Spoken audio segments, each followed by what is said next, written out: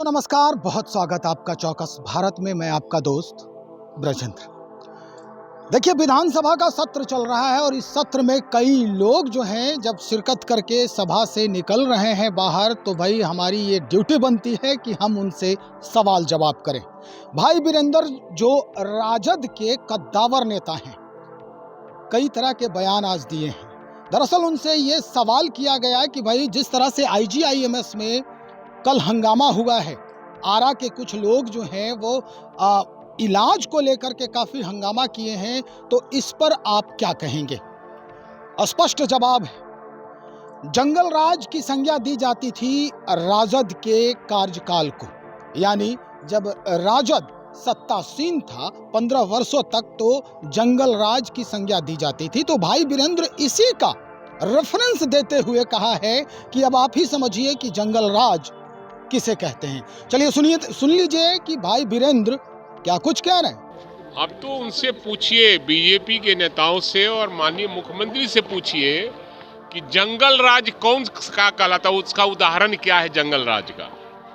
ये महाजंगल राज है जहां बीजेपी के नेता पिस्तौल और बंदूक लेकर लहरा रहे हैं, डॉक्टरों को धमका रहे हैं और भद्दी गालियां दे रहे हैं।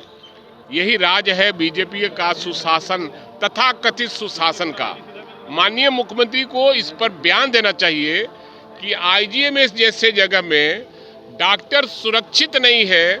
जो डॉक्टर सुरक्षित नहीं होगा वो मरीजों का क्या इलाज कराएगा? यही शासन है, ये प्रचार तंत्र है इनका, और महाजंगल राज है बिहार में, और देखने को मिला है, आपने देखा है। अरे यहाँ राजनाथ बाबू आवे, मोदी जी आवे, चाहे अमित शाह आवे, यहाँ की जनता ने, यहाँ की ये समाजवादियों का गर रहा है, यहाँ की जनता ने करवट लिया है और कह दिया है कि बीजेपी भगाओ, देश बचाओ। आपको मैं बता रहा हूँ सारे लोगों को कि हमारी बात जो है वो सच निकलती है, और इस बार बीजेपी मुक्त भारत बनेगा और इंडिया गठबंधन की सरकार बनेगी। अरे अब ED करे, चाहे CD करे, CBI करे, उससे कोई प्रभाव पड़ने वाला नहीं। जनता है, पब्लिक है, सब जानती है। तो सुना आपने, भाई वीरेंद्र साफ कह रहे हैं कि भाई जंगल राज इसी को कहते हैं।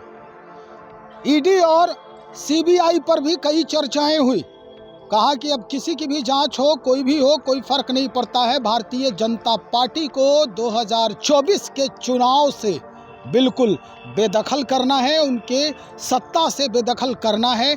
इंडी गठबंधन ने ये ठान लिया है। राजनाथ सिंह आए बिहार में या नरेंद्र मोदी खुद आए या अमित शाह आए, कोई फर्क नहीं पड़ता है। चलिए तो देखते हैं इनकी बातों का असर कितना होता है बिहार की जनता पर, ये देखने वाली बात होगी। बहरहाल इंतजार करें और हमारे साथ बने रहें। बहुत शुक्रिया आपका।